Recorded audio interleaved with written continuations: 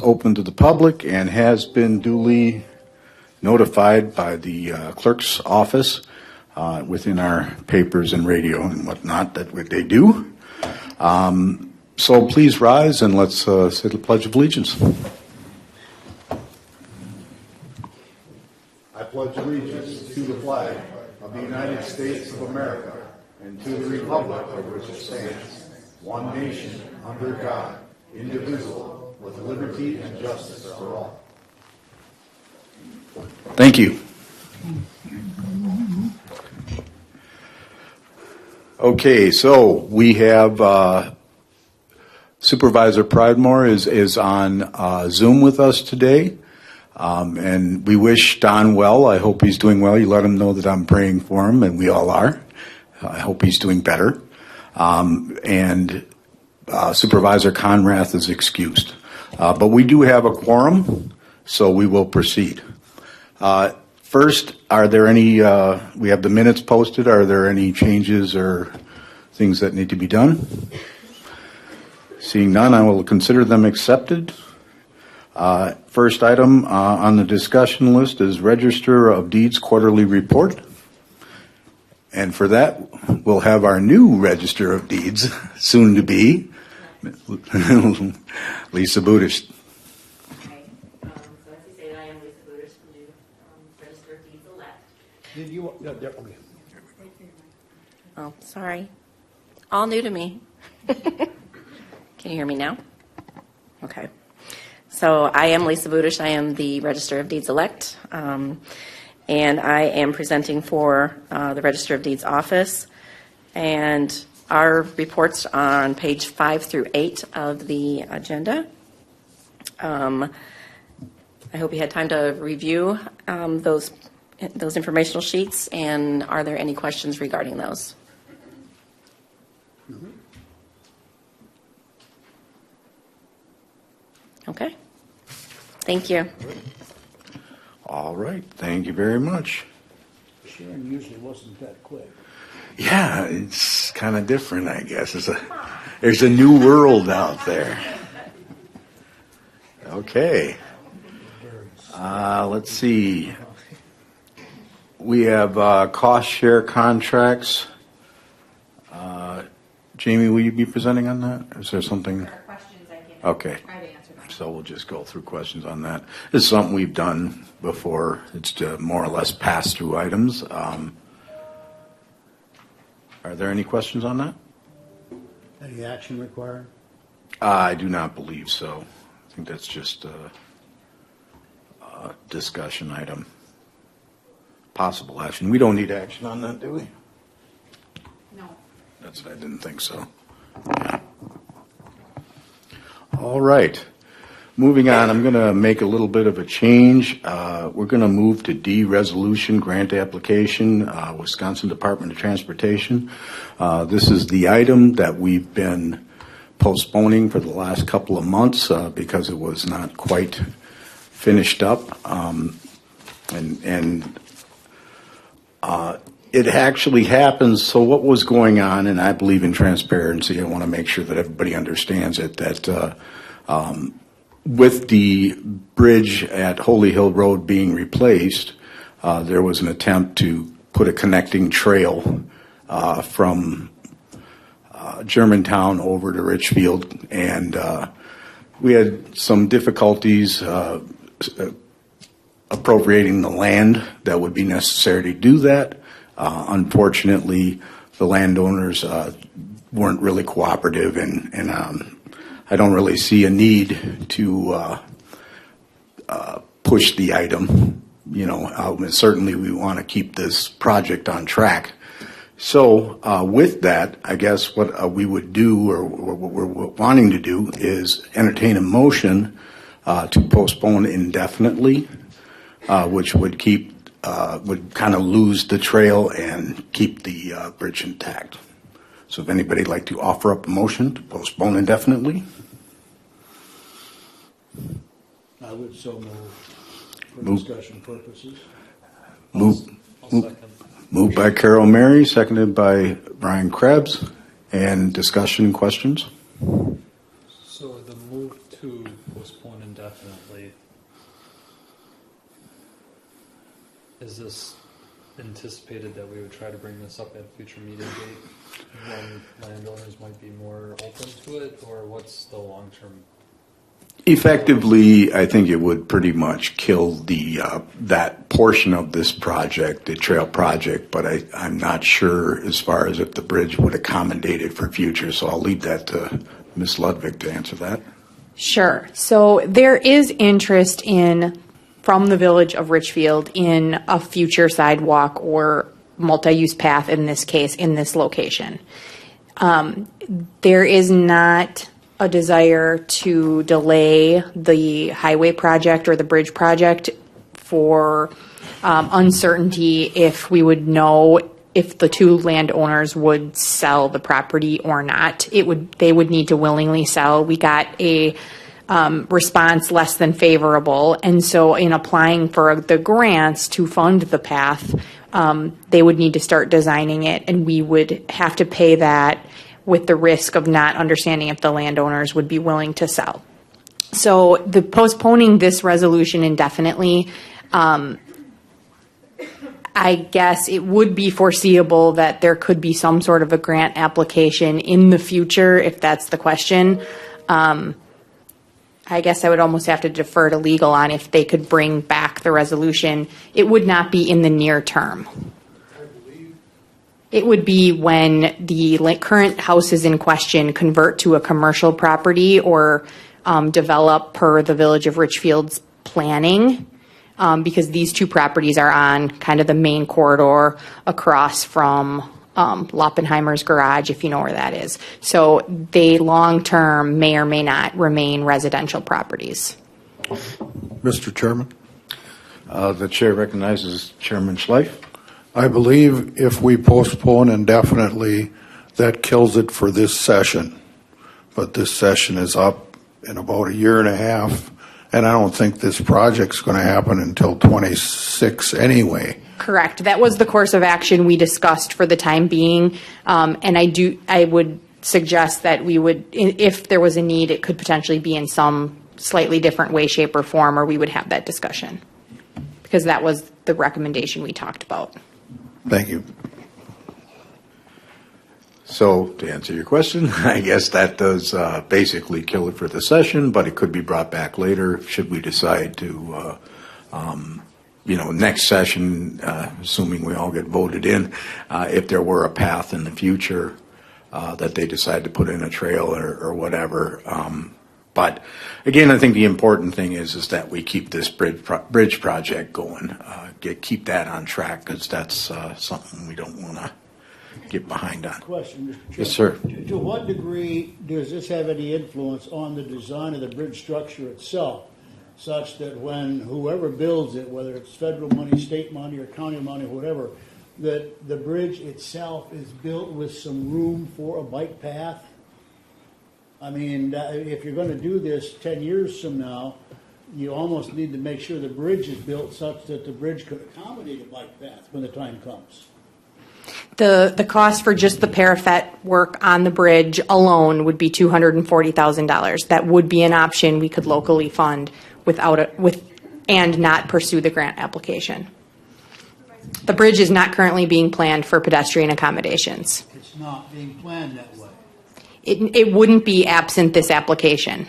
So our application and attempt to fund this project locally was kind of the plan.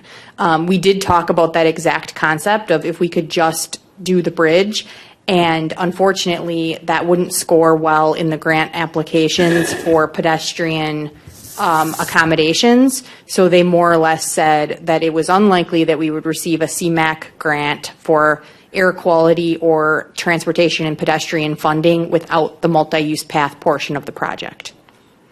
So then we would just be 100% of the improvements to the bridge for this purpose. Okay. Thank you. Any other questions? To follow up, Jamie, with your Supervisor comments. Krebs? The reason us, the county, are discussing this is because this was a bike path. this is a state project for the bridge replacement, right? Yes. So the state could still build a pedestrian walkway through there if they wanted, and it's really Richfield's project at that point. That is all correct. The project did not score high in their criteria for whether or not they fund pedestrian and bike accommodations. That's what led it down the path of it would need to be 100% locally funded. So the Village of Richfield was uninterested in paying 100% of the cost. So that was kind of how the county got involved with both the Village of Germantown and the Village of Richfield in agreeing to be the grant applicant to try to lower the cost. The property acquisition needed in this case, though, is really the hang-up because the state cannot condemn property for a path. So if we are unable to acquire it, the project can't happen. And they're at a point where they would need to design it, and they're asking us to sign agreements reimbursing for those costs. Okay, that makes sense to me then. All right, Ms. Pridemore, you have any questions? You all good? I'm good, thank you. Okay. All right, well, seeing as there's no further questions, I'll signify by saying aye. Aye. Aye. Opposed? All right, so it is indefinitely postponed. Moving on. We will go to the Eisenbaum Trail discussion. So let's give a little background here on what it is that we're here for tonight. There's been some community interest in the Eisenbaum as far as paving it or not paving it. Certainly has been discussion around. I can tell you that I have nothing on my radar to do so, and nor is there any discussion of it happening or anything like that. But because the community has been asking or has shown an interest, we decided that we wanted to bring in some people to talk about it, some experts, if you will, and did some little bit of cost sharing, things like that, kind of look at the costs, and kind of do a presentation so that we can all learn together what it is that we're talking about and get a rough idea of what this would be like the first step in just seeing if it's feasible even or not. So with that, I believe we might have two groups that would like to speak. So Jamie, I'll let you go ahead and introduce, please. Bonnie, would you mind? And I don't know, Bonnie, if you were going to have anybody join you or not, but if you guys want to step up to the mic and maybe, share your thoughts and comments with the committee. Okay. All right. Well, I just prepared a very short statement. They can't hear you. Prepared a very short statement on what this is. A request of paving the Eisenbahn Trail from Barton to Kewaskum, Main Street, Highway 28, would create a pathway, connecting our communities and making it more accessible to all ages. Walkers, bikers, and scooter enthusiasts could enjoy this scenic route together. Talked to many people, and they're all, yes, this would be great. Right now, it's not in the best of condition from Barton to Kewaskum. There are pieces missing in bridges, and there's weeds in the middle, and it's just not the safest. So that's essentially what I'm asking. Can this happen? Okay. Thank you very much, and I appreciate those words. That is what we're here to find out. Thank you. So, Thank you. okay. You have somebody else? Sure. Okay, I'm Liz Ilnicki, and I hope you had a chance to look over the letter I emailed to the members for a little background on it. And we're involved with several biking groups in the area, and we just feel like if they would consider it, I think it's time that they would at least go down that route to see if it's feasible and how to improve a multi-use path that would be paved. And because right now with the gravel, it's very prone, if you're on a bike, slip, fall, break a leg or whatever. That's just one concern there. And we do care about other people and trail users in the area, so we want to consider the other users that use it, or snowmobilers, so we understand that. And we feel it'd be very beneficial to the communities all around here, and a connecting road to get to Kewaskum. And I think so many families would use it more often, and it would actually be safer because there'd be more traffic on it for people going out jogging on their own and that. So we felt it would be, and we wondered too if there was money out there for it, Rails to Trails, or, getting the community involved more. So Bonnie's been working on this a long time, and there's many people behind the scenes that would love to see it happen or just to be considered. So we thank you for your time. Thank you. Thank you very much. Did we have a snowmobile? Yes, person? Jerry, Awesome. come on up.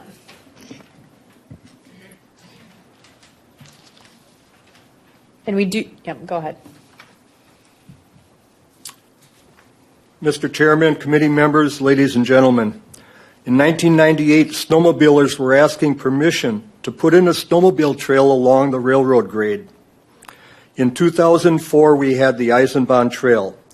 Who paid for this trail? There were federal dollars, state dollars, donations, snowmobile grant monies, and county money. Snowmobile grant monies. What is this? Grant monies from the snowmobile program are dollars that are taken out of our registration fees to pay for a project. Seeing that our dollars were taken, snowmobilers have a vested interest in this trail. From the very beginning, we've been involved. We've done work with the county. We brushed the trail out in fall from the summer growth so that it's usable, and it carries over the next season. Let's not forget, this is a multi-use trail. By paving it, you would exclude many of the winter sports. Hikers and dog walkers don't like pavement. It gets too hot. Not all bicyclists like pavement. And the skiers, the ATVers, the UTVers, the dog sledders, and snowmobiles don't like pavement either. By paving this trail, snowmobilers and others will suffer significant loss of use. The same scenario occurred in Waukesha County on the Bugline Trail. A compromise was reached and they paved half the trail in the center, left the edges gravel. I don't think that's acceptable even for us as the winter sports enthusiasts. If the trail were paved, it can't be plowed. Only snowmobile groomer would be allowed on it in winter. No other vehicular traffic except for the ATVs, UTVs. Snowmobiles and dog sledders and the other users would not be responsible for damage to the surface of the trail, knowing that we have the right to use the trail. And no rules or restricting snowmobilers can be made after the project is done. No snowmobile fund should be used for paving or maintaining the asphalt portion of the trail. On many of the funded trails that have been turned into paved trails, you can't get grant money for a certain amount of time, 7 or 10 years, whatever, to maintain the trail. If the asphalt falls into disrepair and is to be abandoned like it has been on some trails, they grind it up and they leave the black gravel. Well, that is not conducive for the winter sports people either, because the black gravel melts off very quickly. The trail has served the users, all the users, well for 20 years. Let's not ruin it for winter sports users for the next 20 years by paving any portion of the trail. And this is talking for skiers, snowshoers, the dog sledders, and there's a couple of them up by Eden that come down, and snowmobilers. Thank you. Okay, thank you very much. And again, I'd like to reiterate that this is what we're doing is we're investigating. There is nothing on the agenda or any future agenda. So it's not really so much a for or against. It's just an informational session. So I think you bring valuable information. Both sides do on what they'd like to see, and certainly those things will be taken into advisement. But for now, is there anybody else that we need to have speak?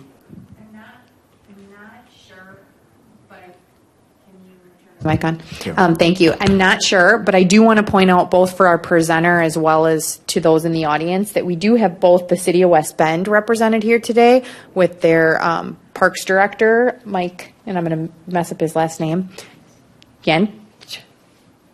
That's close. And then we have the village president of the Village of Kewaskum here today with Fuzz Martin. I know they've been interested in the downtown portion of the Village of Kewaskum. So I'm pointing that out both for the presenter. Are either of you interested in making any comments? I can answer questions if you need or anything. I'm here more as an advisor. Okay. Okay. Very good.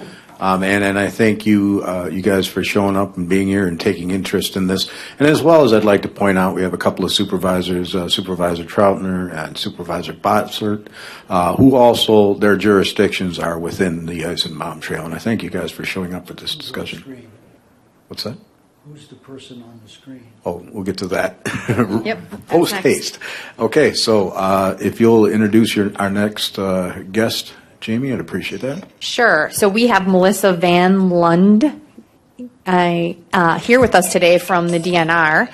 And so she is their resident expert on trails and projects like this. And so she's going to provide us with some general information about our trail that she's looked into. So I will turn it over to her, and please feel free to take it away. Great. Thanks, Jamie. Thank you all. Thanks for having me this afternoon. I've never been referred to as an expert more in one meeting, so thank you for having me. And I'll do my best to give you all some background information. So first, just let me share a little bit about some of my background so you know where that expertise comes from. I've been with the department for just about 15 years, and I've been in the role of Recreation Partnership Section Chief since 2017. And so a large part of my role is working with municipalities and our cooperative partners, recreation partners, youth partners all across the state. So I am based out of Madison, but I travel quite often and work again with countless partners all across the state on various outdoor recreation issues and projects, including trail development and planning. So a little bit more about the Eisenbahn, and if you try to dig into some of the history, documentation is spotty at best for Washington County, so which is kind of interesting. We do have an MOU and an easement that is in place, which is great. The MOU does not have an expiration date, but was done, I believe one was done in 2004, one was done in 2006. And so one of the elements of that MOU and the easement in general call for a plan of use for the trail within 2 years of the MOU. And so I don't know that that has ever been done. In our records, it has not been done. So I'm not sure if it was part of an overall comprehensive outdoor rec plan for the county or otherwise. We do have one on record and another one started for Fond du Lac County and I believe for West Bend, but not necessarily for the county itself for the Eisenbahn. So I'll come back to that in a second, but, and why that's important. So when we look at trail use in general, obviously the trail uses that you have for the Eisenbahn in the county right now are outlined essentially in the MOU. But it also does say in there uses as applicable for the area. So it leaves it pretty general. So I would say overall you're pretty consistent with the MOU, but not necessarily with the part of it with having a plan of use. And so when we look at the potential for paving, there's a number of things to consider. You do consider overall use and what's relevant in the community and, keeping pace with the needs of your communities. And in this case, the connection essentially between West Bend and Kewaskum. But you also need to look at overall existing and established use. And that's a bit where the snowmobile trail comes in. It's not to say that paved trails don't have snowmobile use, because they certainly do. That does exist across Wisconsin. That's very prominent in the state of Minnesota as well. And there can certainly be elements that are included within the trail to be able to accommodate winter uses. So how this kind of all wraps together is that essentially, our opinion would be that if you were to embark on the potential of paving this segment, it's not required in the MOU, but it would probably warrant a planning process. And that would be, again, a public process. And the MOU does also call for a public process related to the trail use. One option there, again, it does call for the responsibility with assistance from the DNR as part of the county's responsibilities in the MOU. But we are embarking on an ecological landscape master plan for this area in 2026. And so if it were to be something that the county would like, we could amend the MOU and you could turn that responsibility for planning over to the department. So we're certainly not asking for that, but if that's something you wanted to discuss in the future, you certainly could. So I think a planning process would definitely be one of the opportunities here, and again, another way to really formally seek public input. So that's something to take into consideration before the paving process. I think another thing to take into consideration is it's been a while since I've been to this portion of the trail, and unfortunately I couldn't get there before this meeting. But when we talk about paving an existing snowmobile route, again, it can certainly be done, but there are things to take into consideration. One being how many crossings you have, meaning how many times does the snowmobile on the trail have to stop in order to cross other roadways or driveways. And the reason that's important is because it's the stopping and starting, the deceleration and acceleration of the snowmobiles that can make damage on the pavement. So it works well and it's okay where, you have long stretches of pavement because you're not stopping and starting. But if you have a lot of roadways and things like that, that could be increased maintenance costs in the future. But it also might be something which you see in northern Wisconsin all the time, those approaches to road crossings are often done in concrete instead of asphalt, and they're painted white. That way they can maintain adequate temperatures for snowmobiling, and they don't have as much wear and tear to the snowmobile starting and stopping at those intersections. So those are a couple things to consider. I would agree, it does have, I would say, minimal impacts to the front end and back end of snowmobile seasons.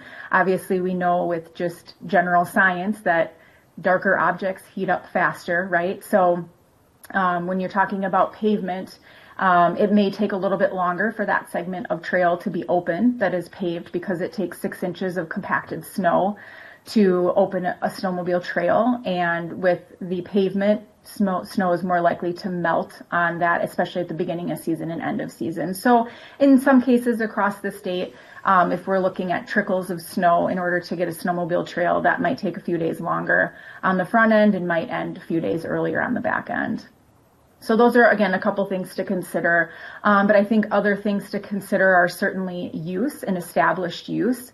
And so other communities, as part of their planning process, have definitely gone through use studies on the trail. where you look at how many bicyclists and pedestrians are using the trail to warrant the paving of it versus snowmobile and other winter use. And so that's why both the existing uses, allowable uses, and established use are two important discussions. We're actually going through this process and have gone through the planning process and are working with the city of Verona in Dane County. And we had a mile of trail going through the city of Verona that was not well established for snowmobile use, even though it was an allowable use. And we actually went through the planning process and are working towards paving that one segment of trail through the city of Verona, which will then, the snowmobile use will move out 1 mile to a different trailhead. And so part of that was because the miles per hour going through the city of Verona were very low. Use of the trailhead was very low, and it was not a north-south connection. And so the existing use was there, but the established use was not.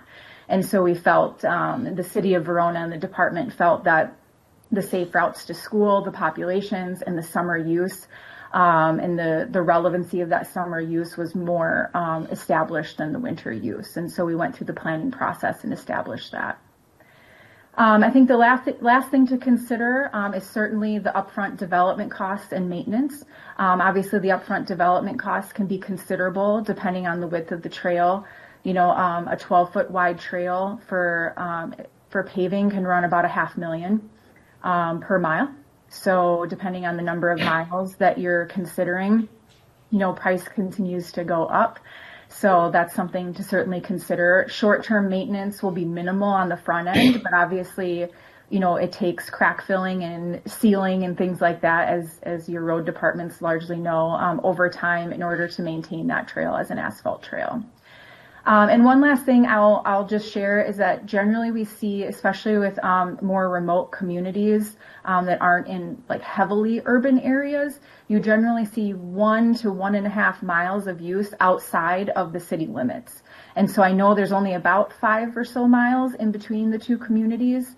So if you're going about a mile from each community, that's generally where your primary use, that more than 60% of use, is going to be. So you have to kind of ask yourself, like, how many people will go between as far as a pedestrian? For biking use, that will go further, but for average evening dog walking or going out after dinner for a walk, that's about 1 mile to 1.5 miles outside the city on either direction. So I'll pause there. I know that was a lot of information to dump on all of you, and see what questions you might have. Okay, do we have any questions for our guest? Yeah, I guess I've got lots of questions. The design on this, and there was nothing in the packet regarding this, at least that I could find. I guess I'm a little caught unaware as to the discussion on this. Obviously, the snowmobilers want to have non-paved, so the snow will stay longer. The walkers and the the bikers want to have it paved so it's more comfortable on their feet for walking and in general. And I guess I'm not real clear, is this trail currently open to motorized vehicles? I mean, ATVs, can they use this now? In winter. In winter. Are there restrictions on that during the summertime? There's a whole bunch of stuff I think that we don't have here in terms of information. It's 12 feet wide. What other options would there be? Could you go 6 feet of paved, 6 feet of gravel? I have no idea. But there's just a whole bunch of stuff that we don't have here today for information. I guess I'm not sure what are we expected to determine today. Right. Well, I'll take that, actually. We're not determining anything, to be quite honest. I mean, really, what we're here is kind of asking some of the preliminary questions. So what we're trying to look at is just if we had such desire in the future to do anything, what are some of the problems that we might face? And I think we got a pretty clear idea that certainly snowmobile usage and snow melt, those types of things. This is really more just an information gathering type meeting rather than kind of a organizing or trying to actually do something, as far as the trail goes. As I stated in the beginning, we're not taking action and we're not discussing taking action. We're merely gathering information at this meeting. So I know we're not going to get all the questions answered that you might have, and it certainly, if we move forward on this, we would be, going through a lot of that. But right now, seeing as there's no plan, we're just trying to get the 30,000-foot view of what we would be facing. Okay, and if we're going to have a plan, what group or organization is going to bring this plan to us, and at what stage of development will it be, and at what kind of production costs, maintenance costs? Obviously, as you say, you got gravel down there. Yeah, weeds are going to grow up in that summertime. Pavement, you don't have it. Who's bringing this forward to us? Is my mic on? Thank you. Just to clarify, I think what the committee should stay focused on the big picture of, is paving this trail something, that's the policy question, right? To do or not to do, looking at all of the factors and the costs. And as we kind of collect that information, we certainly know we would have a lot of work to do, right, to go back and come. But at this point, we are not working on this, right? We have not started working on this. We understand it's a big undertaking, whether that's planning or options or cost or maintenance costs.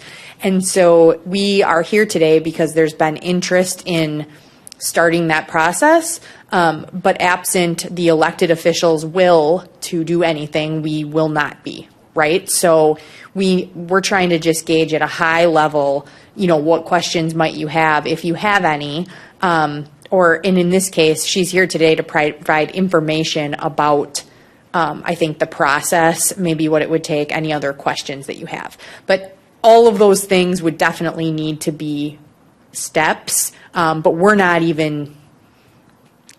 there. We are not taking any steps towards figuring it out because we're not sure it's something that we're interested in doing. So I think that's kind of what brought us here today, to hear about it, if that helps at all. So this is very preliminary. Very preliminary. It's pre-preliminary, to be quite honest. I wasn't clear on why this is such a topic of discussion. Quite honestly, your questions that you just asked were actually perfect because those are the questions that are going to be relevant, and that's what this meeting is about. We don't even know what questions we're asking. You just pointed out a whole slew of them, and those are the things that need to be considered for, any idea that we might take this up. So, like I said, without getting too far into the weeds and trying to even answer those questions, you just made us aware of several questions that will need to be brought up. So this is strictly exploratory. Strictly exploratory. That's what we're trying to do here. Yeah, and I apologize. It's sort of a different thing here. We have several community people, as I pointed out in the beginning, and I'd just like to state that we're finding this out as you are finding this out. So we are all learning together. Okay? So now, hopefully, and my hope for this, and I certainly think Jamie's and certainly county executives, is that we're all going to be on the same page. We can take away from this meeting some of the tasks that we would have to overcome.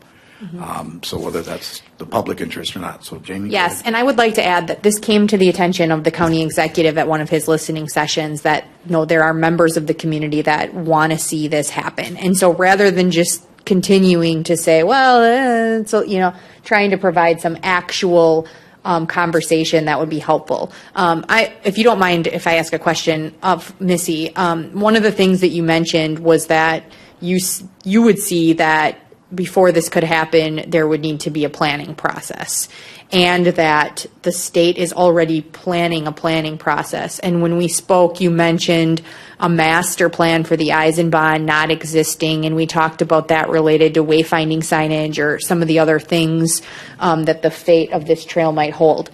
Can you elaborate at all on that and what it is that successful trails in the state have or have done, or what the opportunities for that might be? As far as the planning process you're talking? Yeah. So, again, right now, the MOU that we have with the county indicates that the planning responsibility is the county's. And so a planning process, I would think, would need to be done either way when you're talking about this kind of development for the trail. And so a planning document, you're the planning committee, so you know that that's the guiding principle and gives the overarching authority of what you can or cannot do. And so really what that does, we have a lot of cooperative trails across the state. I want to say 27. And there's a mixed bag of responsibility. So some of our agreements indicate that the county or municipal partner is the planner and has the planning responsibility. Some indicate that the department is. And quite honestly, some of these agreements were done in the 70s and they don't say either. And so, so you have an opportunity here, I think.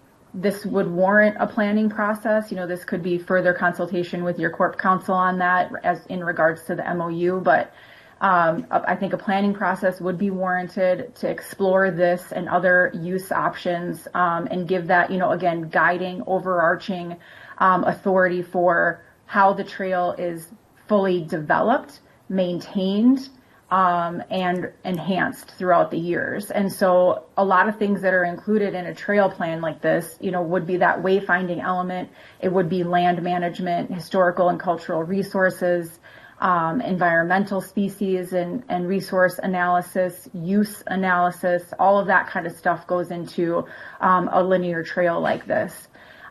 You have a complicating factor here in that we have essentially 3 agreements sitting out there for the entirety of this trail with West Bend, Fond du Lac County, and Washington County.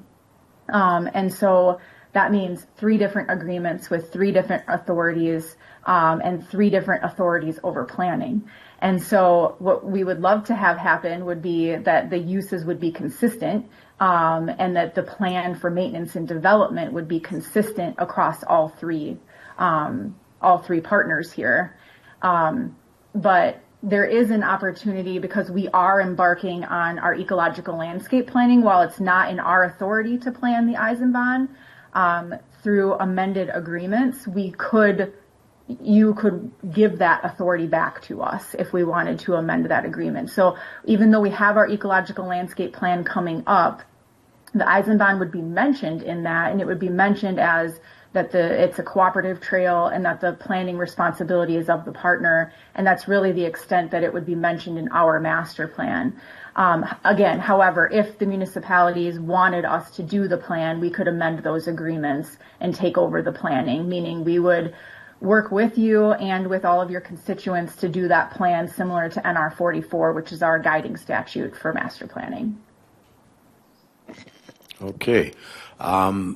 So I'm not necessarily doing public comment, but I have the chairman, is it? President of the village. President. Okay, so the village president of Kewaskum, Fuzz Martin, I'd like to recognize you to speak. Thank you, Chairman. I wanted to state that we recently had a pretty extensive downtown redevelopment plan put together for the village of Kewaskum.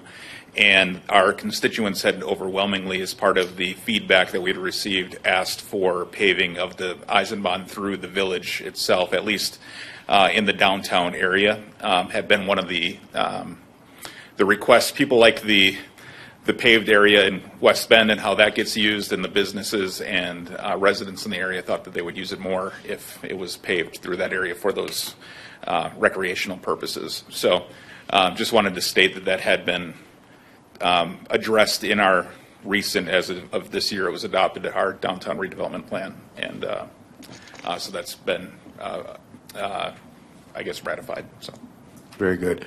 Is there an MOU with Kewaskum? No. So literally, now you would have to develop an MOU. I don't know if the county or with the DNR, depends on which way that goes. So you're up against it too. Yeah, we said we'd have to work with the county and the DNR. We know that we're just the village, and we're kind of at the mercy of all of you. But our residents would like to see it. So if, whatever way this plan comes together would be something that we'd heavily be in favor of. So yeah, thank you.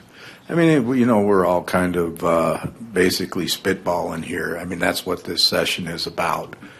to try and just, I understand there's people on the pro side, the con side, whatnot, but again, it's about getting the information.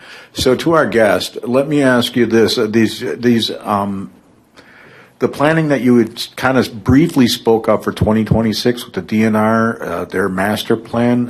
Can you give me a little more information on how the Eisenbaum would be involved in that, or what kind of material would be discussed?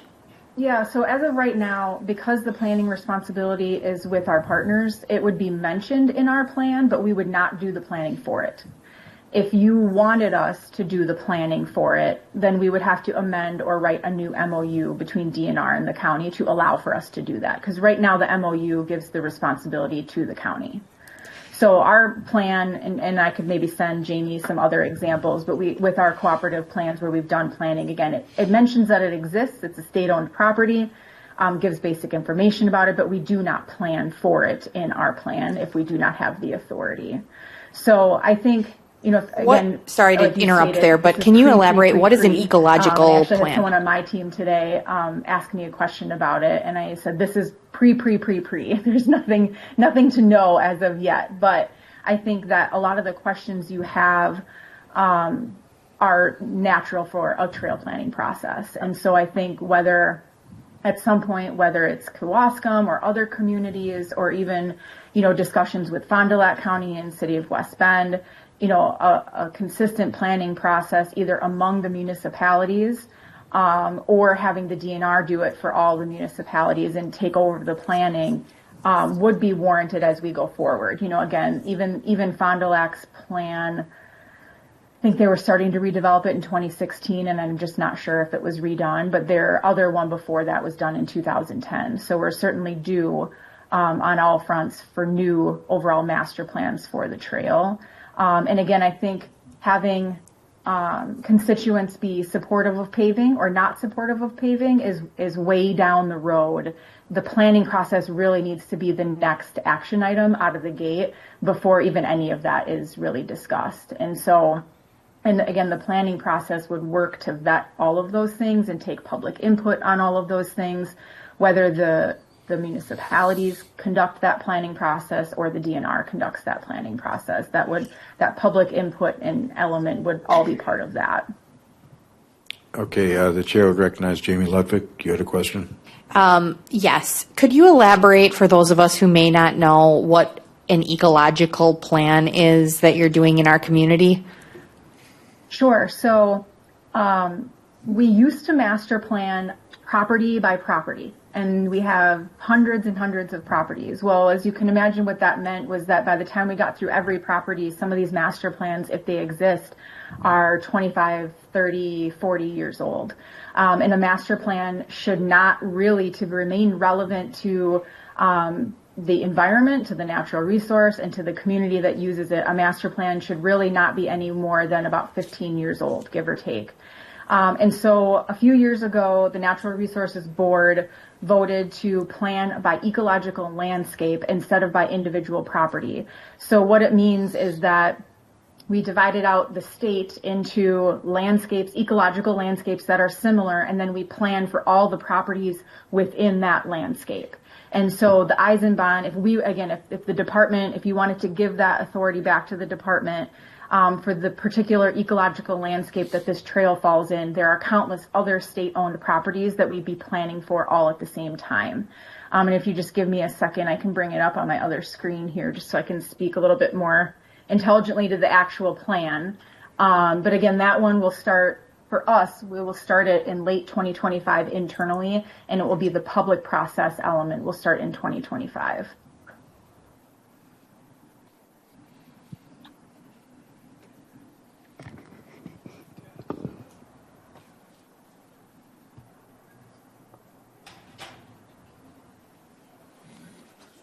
So this ecological landscape that this falls in is called Southeast Glacial Plains. And it's about 15 counties that are encompassed within that ecological landscape plan. And if I'm guessing right, because the counties aren't labeled, it goes essentially from Fond du Lac County all the way down to the Illinois border. And it's kind of a skinny strip. So there's a strip along Lake Michigan, and then there's a strip directly to the west. And again, it goes from about Fond du Lac County to the county line, and then it also includes Dane County over to Waukesha County. So it's about that wide. So about 3 counties wide and about 5 counties high, approximately. So it's a big ecological landscape. Okay. Chair recognizes Carol Mary. Yeah, thank you, Mr. Chair. I guess I get back to preliminary thoughts on this thing. Who has jurisdiction / control / authority over the Eisenbaum Trail now? The county. Well, the department has the ownership, but essentially the county has the authority. All right, but we're also including the city of West Bend, the village of Kewaskum, Fond du Lac County, Washington County. There, it seems to me like a whole lot of entities need to be involved with this MOU. So And there's the DNR. actually 3 MOUs. So the city of West Bend is responsible for the segments that go through the city of West Bend. Washington County is responsible for essentially right outside West Bend, north to the county line. And then Fond du Lac County is responsible for the segment in Fond du Lac County. And they're all separate and distinct. So if you were to do a plan, you could only plan for the portion that the county manages outside of West Bend, north to the county line. That's the only segment that Washington County is responsible for. Where does Kewaskum come into this? There's no agreement with Kewaskum, so the portions that go through Kewaskum are managed by Washington County. Okay. Thank you. And if that were to change, what would happen is essentially the village of Kewaskum would need to have an agreement with the county, because essentially the DNR gave the authority to the county, and then the county would have to give the authority to Kewaskum, or we would have to amend our MOU with Washington County to take Kewaskum out of it, and then the DNR would have a separate agreement with Kewaskum. So did you get all that, Fuzz? All right. The chair would like to recognize Chairman Schleif. I have a couple questions. I'm glad we have someone from West Bend here. Did West Bend pay for the paving originally, or with your permission, Mr. Chair, can you answer a question? Good question. So 2007, when we did the paving through West Bend, the entire project was about $700,000. Of that, don't quote me on these exact numbers, it's been since 2007. Of that 700,000, I believe we had a CMAQ grant or a DOT grant for about $550,000 of that work. The remainder of the money was tax dollars, TIF funds, and donations for the remainder of the project. With our $700,000 project, about 500,000 of that was asphalt, gravel and asphalt work for the trail. The remaining 200,000 was grading and landscaping in some of our more urban sections, like our downtown, where the museum is, River Shores Development, things like that. So the $700,000 project, it wasn't gravel and asphalt, it was gravel, asphalt, grading, some landscaping, things like that. So. And so does the MOU include you doing maintenance on that? So basically, the general rule, and it gets very convoluted. It's a state trail managed by the county and the city of West Bend. All that. I get that. I go through the same story many times a year. I do, because who's responsible for what? General rule of thumb is the improvements that the city of West Bend did to the trail, we are responsible for. We're responsible for that maintenance. We asphalted it. We got a crack seal. We have to seal. We did the landscaping that I'd mentioned. We have many turf areas in the downtown area. We maintain all of that. The county does not. Seems somewhat simple, but the traffic signs that are on the trail, yield ahead, stop signs, all that, that's actually the responsibility of the county, because that's part of the trail. Gravel or asphalt, our improvements are not, etc. That was there because the county came in, county did their improvements to the trail. County said we're done. We did our MOU at the county, and because the city of West Bend wanted more improvements, Our improvements, we then maintain, we're responsible for them. Thank you, that's very informative. Then, when I look at some of the information we got, it talks about cost for paving and shouldering, and there's a 40,000 foot and a 31,300 foot estimate. I would guess that the 31,300 goes from Barton through Kewaskum, and the 40,000 goes all the way to the county line. That's correct? Okay. Are you jumping the route on me here, Chairman? We haven't presented that yet. Oh, sorry. It's part of the information. Just giving you. But, yeah, obviously then, whatever gets paved has to have an MOU on who's going to take care of it, correct? Yes, and I will add that it's been pointed out that the county has some maintenance responsibilities with regards to this trail at present, and things like wayfinding signage do appear in our 2050 plan, right? So as we start talking about the responsibility of forget asphalt, right? Just planning for this trail and cooperating and being, a good steward of that. I do think that there is the timing of this conversation is helpful in terms of just a lot of what is being said. We are unaware of. And so it's helpful so I just wanted to add that there are other pieces of the maintenance of the Eisenbahn Trail that need to be considered. And we already learned that the snowmobile trail, people kind of take care of brush too at some point in the year, so. Thank you. Okay, do we have any more, before we move on with the engineer's estimate, do we have any more questions for our guest? So DNR wise. What's that? I have one for the DNR. Okay, let's first defer to Supervisor Krebs. Thank you, Mr. Chairman. Since I'm not sure which stakeholder is the big driver or catalyst in some of these changes, but obviously the village of Kewaskum is a large enough segment of this. And if they do have a desire for downtown improvements like this, would it be something, since the county has authority in that area right now, that those improvements would happen underneath our MOU or our authority, or is that something that we would be better off seceding that back to the DNR direct to Kewaskum? I think you could do it either way. If right now it would have to be done under the county's authority, because you have authority over maintenance and development of that portion of the trail within the county. So if you wanted us to have an agreement directly with the village of Kewaskum, we would also have to redo our MOU with Washington County as well, to remove that responsibility from your MOU. So you could do something, we could either be a third party to it, or you could do that through just Washington County and Kewaskum. So there are options there, certainly.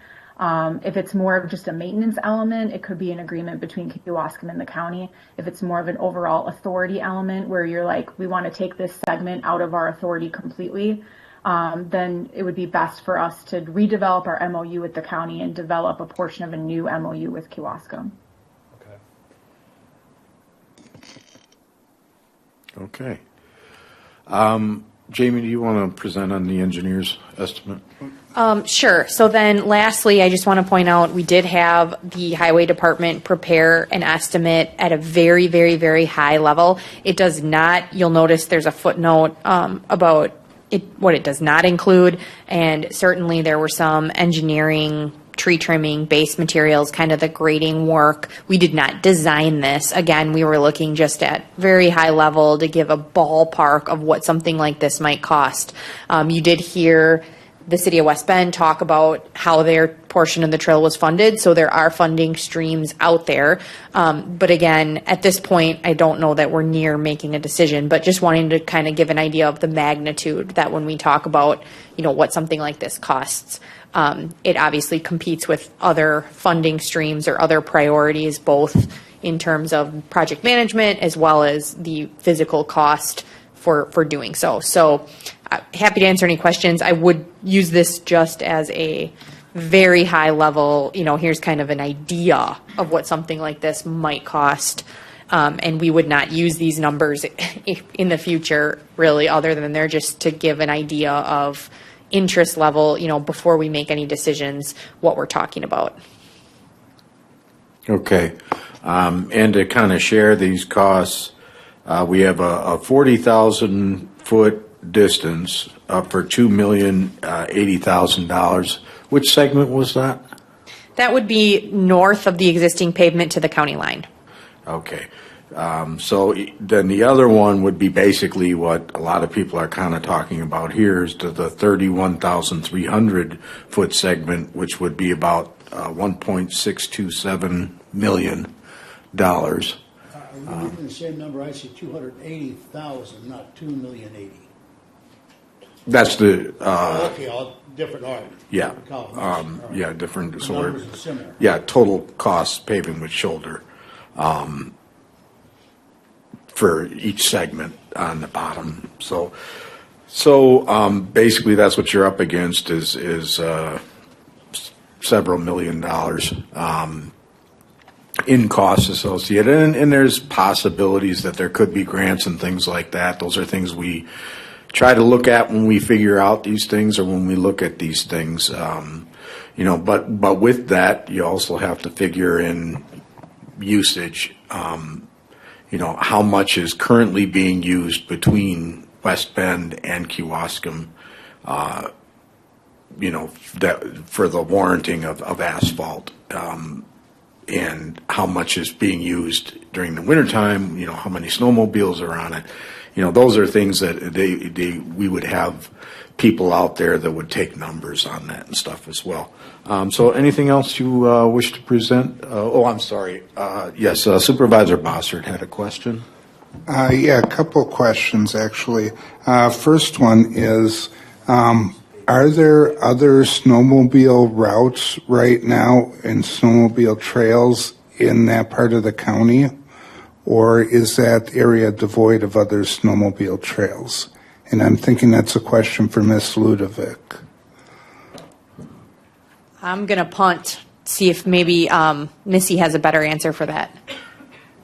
Not that I'm aware of. I don't have a better answer from that, but I can tell you that Is it no? you cannot duplicate snowmobile miles, meaning there can't be a trail adjacent to think this it's- one that can also get reimbursed. So I'm going to guess that this is probably a north-south connection, even just without looking. I'm going to guess that the Eisenbahn is probably a north-south connection to east-west routes, but I would have to look at the county snowmobile map to see that, so I'm not sure. Actually, he can tell you, and you could answer. I don't want to have public comment.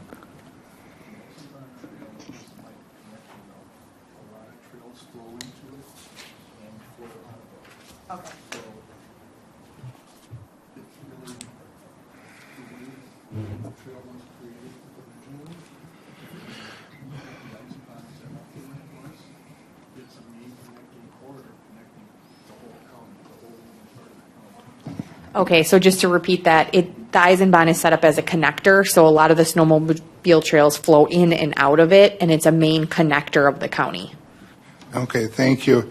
And then there was a comment made by the gentleman with the snowmobile club that if improvements are made, then at that point, rules are essentially frozen and we would not be able to create new rules for the trail.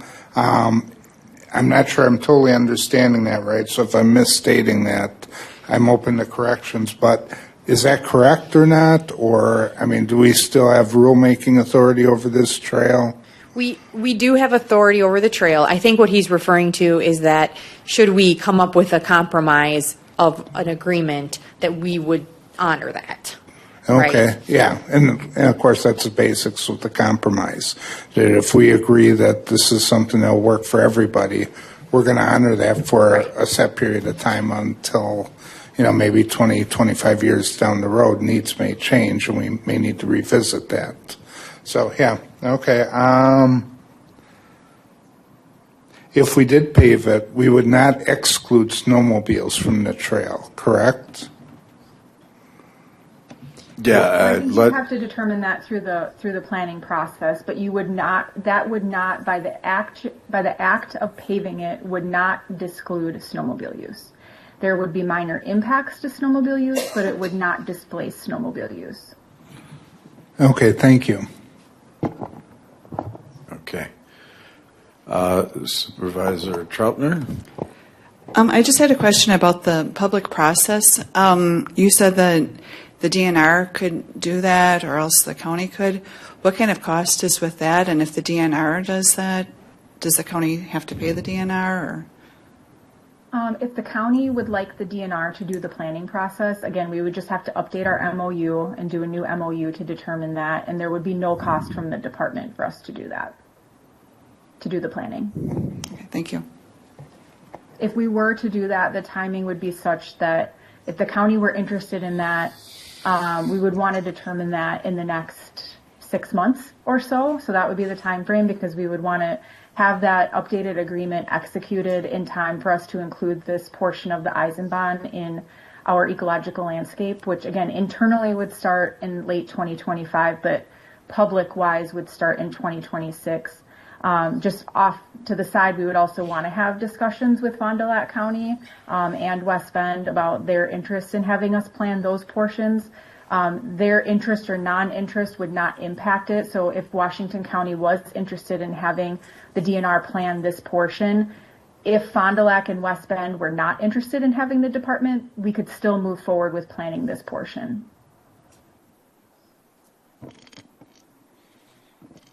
Okay, any final from our elected officials? Any other questions or anything here?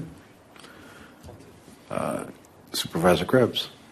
I guess I would say it would start to help if this committee understands our true responsibilities to this trail. I don't think I've ever stepped foot on this trail, honestly, so I don't know a whole lot about it. I think it would be helpful to go back and just start to review the historical aspects of it, actually get a copy of the MOU, see what we have for historical data relevant to it. If there's surveys, existing maps, see what other maps that either the city of West Bend has, the snowmobile maps, how they really all start to lay together and impact in there and stuff. After that, I think it would then be wise, we would be better informed to really start to get a good idea of where to steer this discussion towards, or figure out what our next steps really would be at that point. And I think then we would be wise to, whether we do it, DNR does it, however, or cooperation of the two, I'm sure we should update our maps, our comprehensive plans to include this, because that's probably a component of the MOU. So that's what I think the next step should be. So Okay. Thank you. And again, I'd just like to reiterate that this is strictly an informational. We're not looking to push any plans or anything like that. This was just to kind of get a high-level view of what would all be involved in this process. It does not signify that we're interested in doing it or anything else. So I don't want anybody to get the wrong impression. This was strictly so that we can all kind of understand what the process would look like, or what we would be up against as far as state and costs and memorandums of understanding, all the different things that are involved in it.